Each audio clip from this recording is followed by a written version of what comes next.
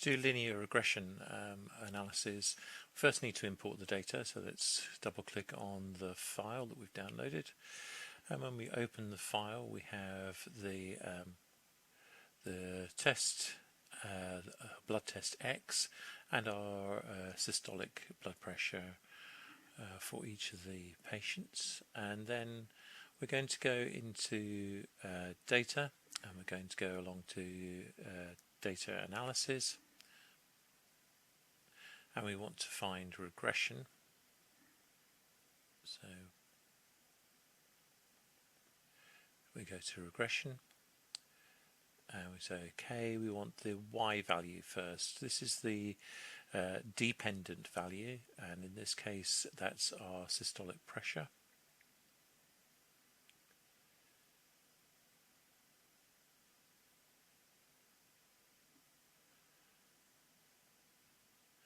And then we go to our independent value, our X value, which in this case is our blood pressure, our blood test X. And we want to include labels. We want the 95% confidence intervals. We're going to create it onto a different sheet, but we do specifically want the residuals. Residual plots, we'll have that as well. We'll have the normality plots, they may be useful for us as well. Okay, and then we'll press OK.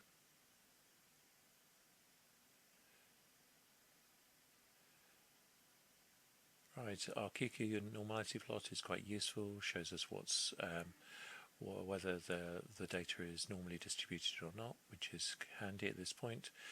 We're going to expand the columns just so that we can see what we're doing.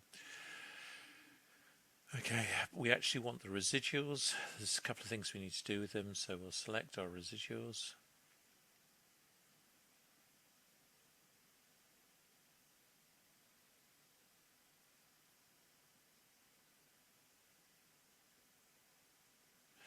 And we'll do insert, and then we want the box plot, and that picks up our box plot for our residuals.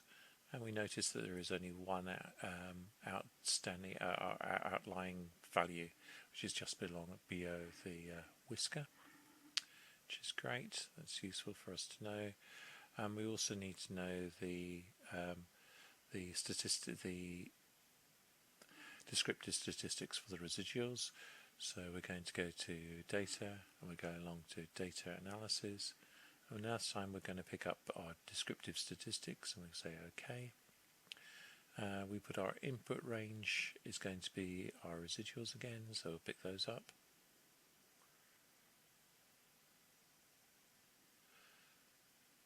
And say we have our first column, label is in our first row.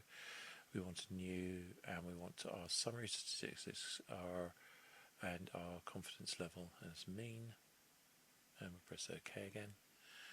And therefore we have